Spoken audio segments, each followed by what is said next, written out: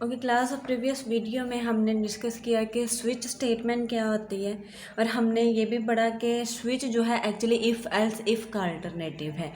तो यहाँ पर अब हम देख लेते हैं कि इफ़ एल्स इफ़ और स्विच में क्या डिफरेंस है। जो पहला डिफरेंस है दोनों में वो ये है कि इफ़ एल्स इफ़ जो है वो लॉजिकल और इक्वालिटी एक्सप्रेशन दोनों को चेक करते हैं, जबकि स्विच स्टेटमेंट जो है वो सिर्फ इक्वालिटी को चेक करती है। अब इस बात से क्या मुराद है, जैसे कि हम इफ़ में क्या लिख सकते हैं, इफ़ स्टेटमेंट में इस तरह कोई स्टेटमेंट लिख सकते हैं, ठीक है। और इस तरह भी हम लिख, इक्वालिटी की तो बात यही है ना कि दो वैल्यूज़ जो हैं वो इक्वल हैं, ठीक है। कि अगर आपने एक्स में जो एंटर किया है और वाई में जो एंटर किया है, यानी एक्स में 2 एंटर किया, वाई में भी 2 एंटर किया, तो मतलब दोनों नंबर इक्वल हैं, तो ये तो होगी इक्वालिटी। बाकी सारे क्या है वो मतलब लॉजिकल एक्सप्रेशन आ जाएंगे कि आप कोई लॉजिक लगा रहे हो। इसी तरह यहाँ पर आ जाता है for example x greater than 1 and y less than b। तो ये क्या है, इस तरह के एक्सप्रेशन जो है वो इफ़ एल्स इफ़ जो है वो चेक करता है, जबकि स्विच स्टेटमेंट जो है वो सिर्फ इक्वालिटी को चेक करती है। अब उसमें क्या था कि जैसे कि हमने स्विच में हम एक वेरिएबल एंटर करेंगे, ठीक है, और उसके बाद क्या होगा, फॉर एग्जाम्पल यहाँ पे हमने 1 एंटर किया तो हम यहाँ पे केसेस बनाए होंगे, केस 1 केस 2, या अगर हम करैक्टर एंटर कर रहे हैं यहाँ पर ए बी, तो यहाँ पर हमने केस ए या केस बी बनाया होगा। तो अगर तो ए एंटर किया है और यहाँ पे भी ए है तो मैच हो जाएगा, बी एंटर किया तो यहाँ पे बी है, मैच हो जाएगा, 1 एंटर किया यहाँ पे केस 1 है, वो आपस में मैच होगा।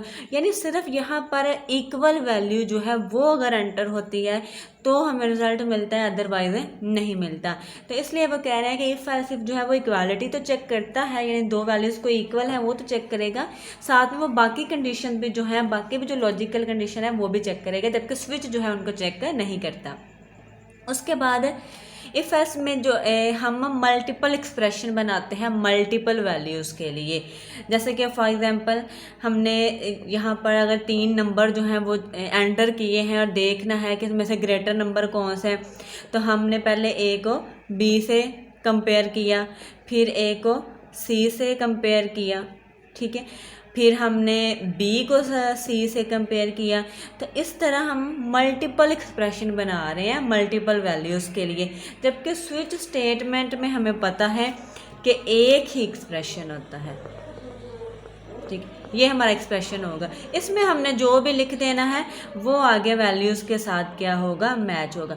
वहाँ पर एक्सप्रेशन भी मल्टीपल है इफ़ एल्स इफ में, और वैल्यूज़ भी मल्टीपल हैं, यानी ज़्यादा कंडीशन है, पहले ए को बी के साथ चेक किया और अगर वो ग्रेटर आता है फिर ए को सी से चेक करो, अगर वो भी ग्रेटर आता है तो प्रिंट करो कि ए ग्रेटर है, नहीं तो सी ग्रेटर है, फिर बी को भी चेक करो दोनों के साथ, फिर उनमें से जो आता है, यहाँ पर आप एक ही दफ़ा एक्सप्रेशन लगाओगे बस, और उसको मल्टीपल वैल्यूज़ के साथ कंपेयर कर लोगे।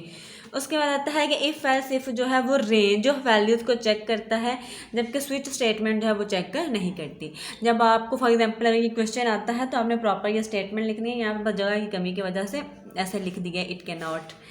Okay, range of values check करने से क्या मुराद है, जैसे कि मैं यहाँ पर एक स्टेटमेंट लिखती हूँ, if X greater than equal to 1 and X less than and equal to 5। तो यहाँ पर क्या होगा, रेंज पूरी चेक होगी, यानी अगर यहाँ पे 1 से ग्रेटर एंटर किया है या 1 एंटर किया मतलब 1, और यहाँ पर 5 से लेस देन यानी 2 3 4 और 5 भी कह लो क्योंकि हमने इक्वल लगाया हुआ है।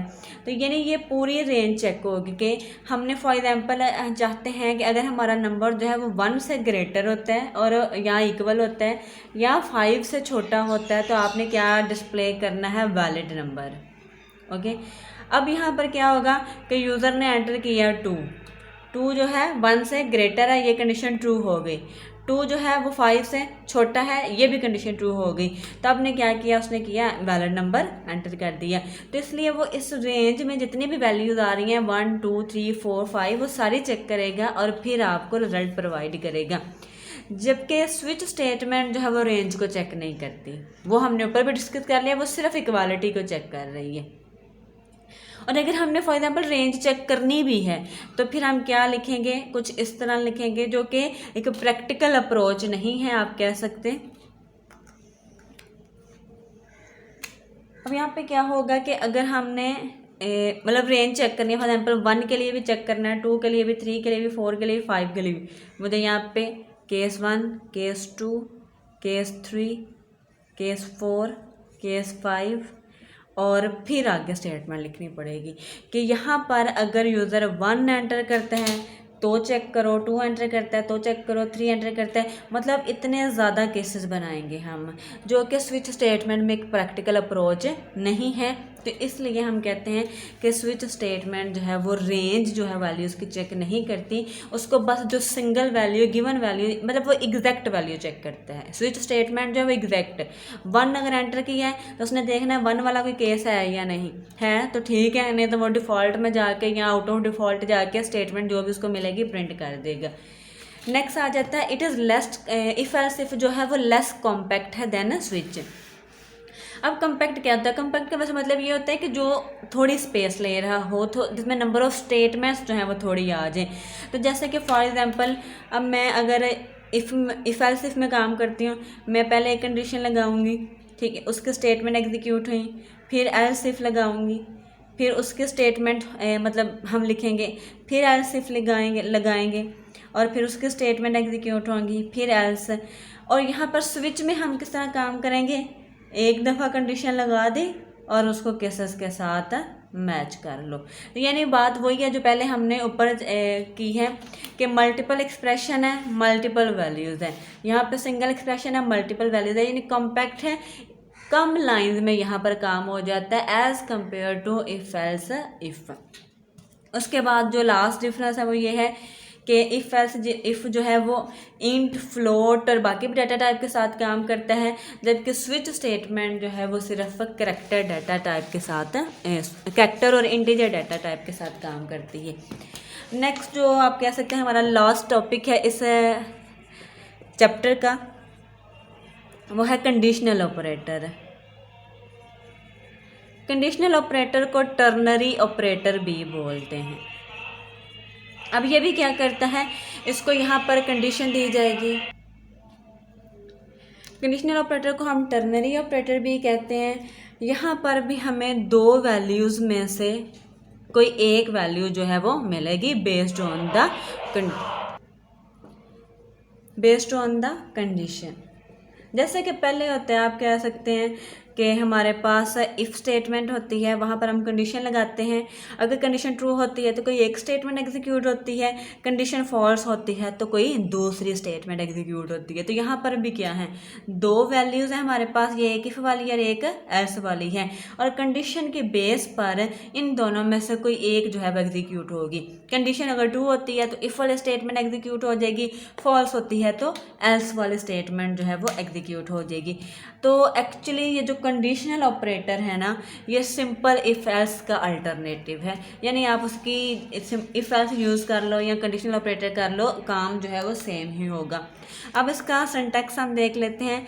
यहाँ पर सबसे पहले हम सिंटैक्स में कंडीशन लगाते हैं, उसके बाद क्या आता है क्वेश्चन मार्क। क्वेश्चन मार्क से क्या मुराद है कि जैसे कि फॉर एग्जांपल इफ़ में है, तो इफ़ में क्या है, कंडीशन है।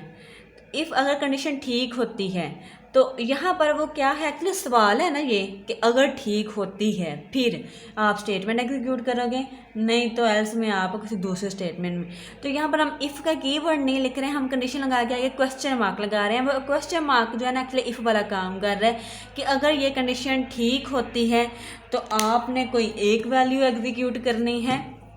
इस तरह हम लिखते हैं आगे एक्सप्रेशन 1 कॉलन लगा के एक्सप्रेशन 2 कि अगर मेरी कंडीशन ठीक होती है तो ये वाली वैल्यू, यहाँ पे एक्सप्रेशन 1 जो है ना हमेशा पहले वाली वैल्यू होगी। दोबारा से यहाँ पर इफ़ को भी लिख लेते हैं। अब देखो जैसे इफ़ में क्या होता है, कंडीशन ट्रू हुई तो उसके बाद वाली जो फॉरन स्टेटमेंट है वो इफ़ की स्टेटमेंट होती है, वो कंडीशन ट्रू होने के केस में एग्जीक्यूट होती है। तो यहाँ पर भी कंडीशन ट्रू होगी अगर, तो जो पहले ही आपने वैल्यू लिखी होगी या सी आउट स्टेटमेंट लिखी है, कोई वैल्यू लिखी है, कोई एक्सप्रेशन लिखा है, जो भी लिखा है आपने वो एग्जीक्यूट होगा। अगर कंडीशन फॉल्स होती है तो कॉलन के बाद वाली स्टेटमेंट, यानी ये कॉलन आप कह लो एल्स को रिप्रेजेंट कर रहा है, और उसके बाद एक्सप्रेशन 2 है वो एल्स की स्टेटमेंट को रिप्रेजेंट कर रहे हैं। तो ये इसका सिंटैक्स होता है। अभी हमने एक प्रोग्राम किया था स्टार्टिंग में कि अगर स्टूडेंट के मार्क्स जो हैं वो 40 से अबव होते हैं तो डिस्प्ले कर दो के पास, और अदरवाइज फेल, मतलब वो फेल कंसिडर होगा। इस चीज़ को हमने कंडीशनल ऑपरेटर में करना है। तो यहाँ पर मैं इंट मेन प्रोग्राम लिखा, फंक्शन लिखा, उसमें आगे हमने क्या किया, एक वेरिएबल डिक्लेयर किया मार्क्स और उसको सी इन कर लिया। यहाँ पर मैं सी आउट स्टेटमेंट नहीं लगा रही, मार्क्स को हमने इनपुट कर लिया। अब हम क्या करते हैं, सी आउट स्टेटमेंट लगाते हैं, या आप सी आउट के बगैर भी लगा सकते हो। अब मैं कंडीशन लगा रही हूँ यहाँ पर कि मार्क्स जो हैं अगर ग्रेटर देन होते हैं 40 तो आपने क्या करना है, डिस्प्ले करना है पास, अदरवाइज करना है फेल। तो इस तरह आप क्या करोगे, इस कंडीशन को लगाओगे। अब ये आप देख लो कि यहाँ पर अगर मार्क्स जो है वो ग्रेटर होते हैं 40 से तो वैल्यू क्या आएगी, पास आएगी। और पास आपने जिस वेरिएबल में स्टोर करवानी है उसके लिए आपको यहाँ पर यानी जो भी रिज़ल्ट आएगा वो आप यहाँ पर पास कर दोगे, ठीक है। और उसके लिए फिर आप उसको ऊपर डिक्लेयर कर दोगे। यही काम अगर आप डायरेक्ट सी आउट स्टेटमेंट में करना चाहते हो कि आप नहीं डिक्लेयर करवाना चाह रहे वेरिएबल, तो आप क्या लिखोगे, सी आउट रिजल्ट इज, और आगे आपने इस तरह आपने पहले रिजल्ट इज लिखा, उसके बाद यहाँ पर कंडीशन लगा दी कि रिजल्ट या किस तरह प्रिंट होगा, हमारा स्टेटमेंट आएगी रिजल्ट इज।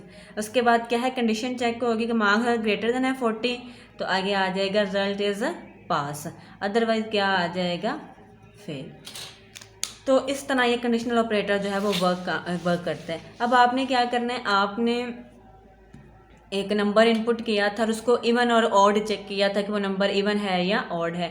आपने वो वाला काम करना है इस कंडीशनल ऑपरेटर को यूज़ करते हुए, इवन ऑड चेक करना है किसी नंबर का जिसको भी आपने एंटर किया है, वो आपने सिंपल इफ एल्स के साथ करके देख लिया हुआ है। इसी तरह आपने एक नंबर एंटर करना है और चेक करना है कि वो डिविजिबल बाय 3 है या नहीं है। डिविजिबल बाय 3 से क्या मुराद है कि फॉर एग्जांपल अगर आप 9 एंटर करते हो तो अगर वो 3 पे डिवाइड होता है लाइक दिस, ये हमारी क्या है, कंडीशन बन जाएगी। तो ये दोनों प्रोग्राम जो है आपने करने हैं।